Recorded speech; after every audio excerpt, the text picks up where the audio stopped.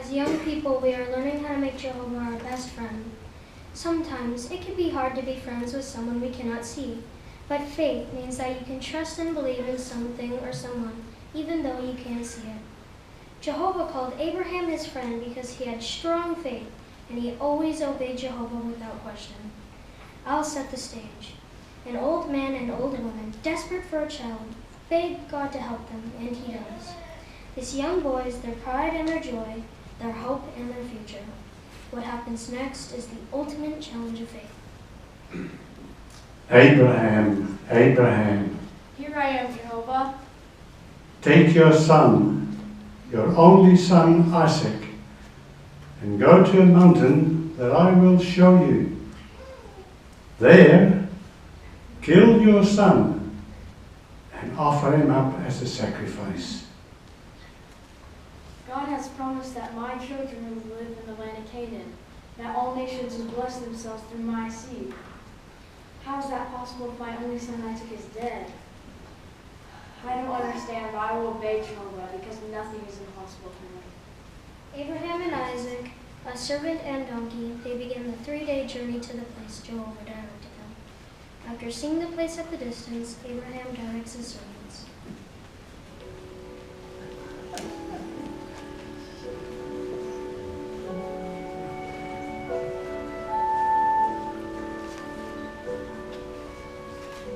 You stay here with the donkey, but the boy and I will go to worship. We will return to you.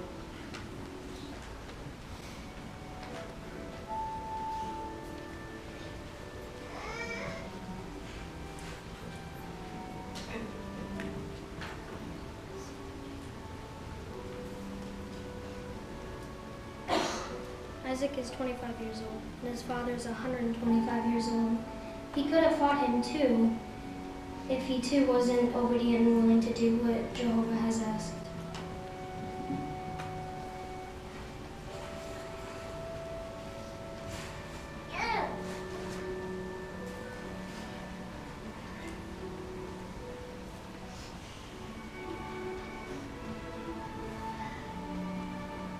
Abraham, Abraham! Here I am. Do not hurt the boy or do anything to him, for you have shown that you have faith in me, because you have not withheld your son, your only son, from me. Abraham turns and sees a ram caught by its horns in a thicket.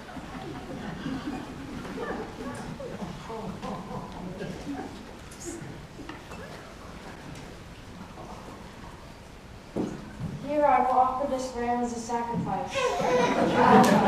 I will name this place Jehovah Jireh. In the mountain of Jehovah will be provided.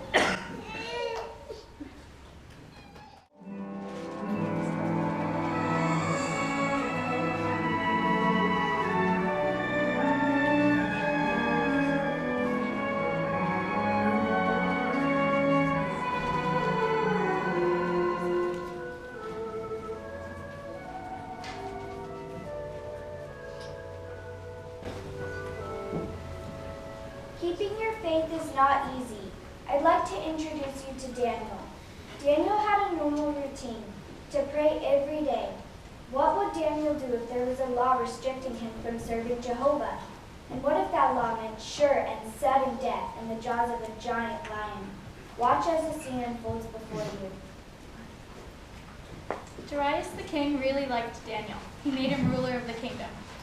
Others got very jealous and tricked the king into making it a law that you could not pray or give worship to anyone but the king. Daniel, did you hear about the new law? No one praying to your God Jehovah or you'll get in big trouble with the king.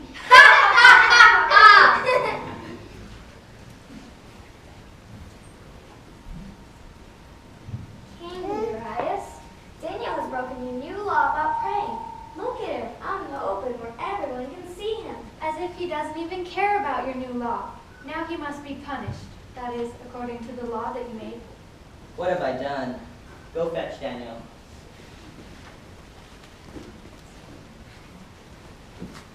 Daniel, I'm sorry. I cannot change the law. I hope the living God you serve will save you. The king was so upset he could not sleep all night. First thing in the morning, Daniel, did the living God save you from the lions? Yes, King Darius. Jehovah my God sent his angel to shut the mouths of the lions so they did not hurt me. Huzzah! Good men, lift Daniel out of the pit and throw those bad men in, for they deserve the punishment I gave to Daniel. Yes, King.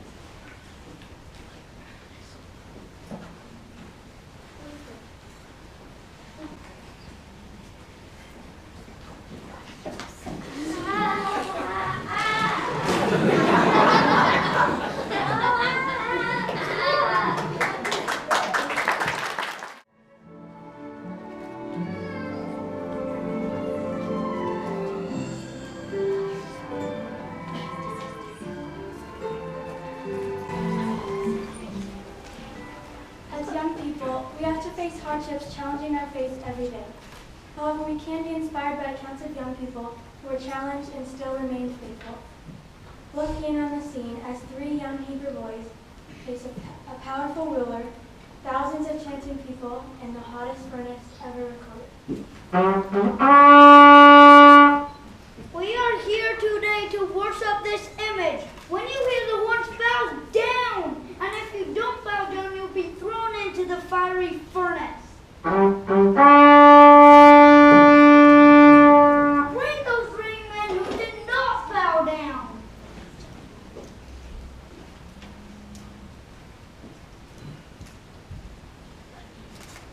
Did you hear me? I'll give you one more chance or else you'll be thrown into the furnace.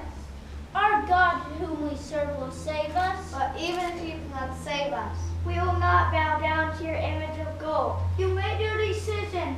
Tie them up and heat it up 7 times harder.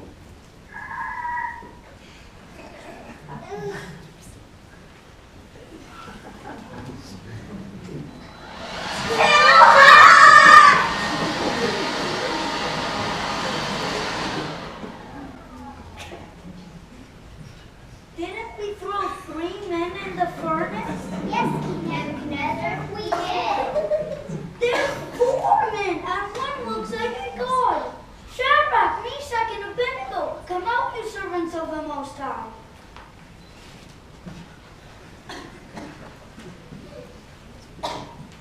Let your God be praised, because he sent an angel to save you, because you wouldn't worship any god but your own. Thank you, Jehovah.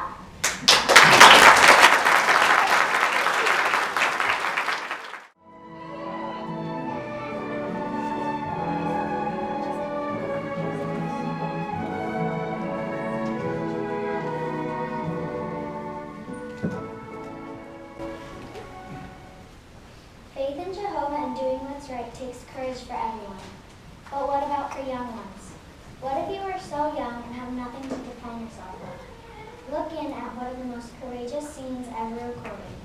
A young man, just a boy, with a few pebbles, faces a formidable giant with a large spear. Ask yourself, how courageous would I be? Eliab, Abinadab, Shamgar. We're over here, David. Come here, I have some bread for you. We are very hungry. Thank you.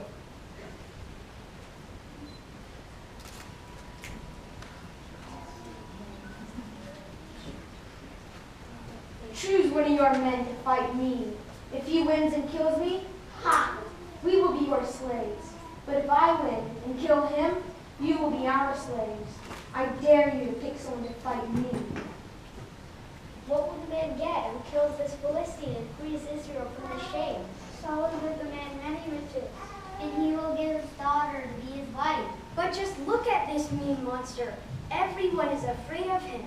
He's 9 feet tall and even has a soldier just to carry a shield.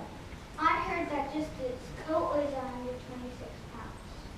And the blade on his spear weighs 15 pounds. That's just a little less than me. But why are you asking?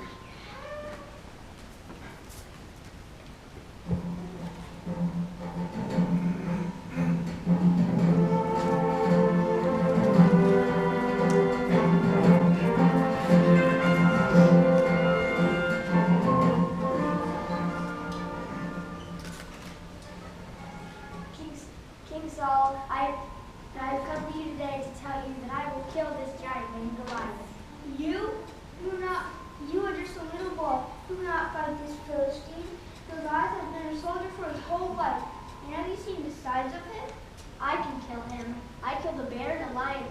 off my father's sheep. This Philistine will become just like one of them. We cannot allow him to continue to mock the nations of Israel as he has. I have faith that Jehovah will help me. Go then, and may Jehovah our God be with you, courageous boy. Servants, get this boy some wine. No, I don't need it.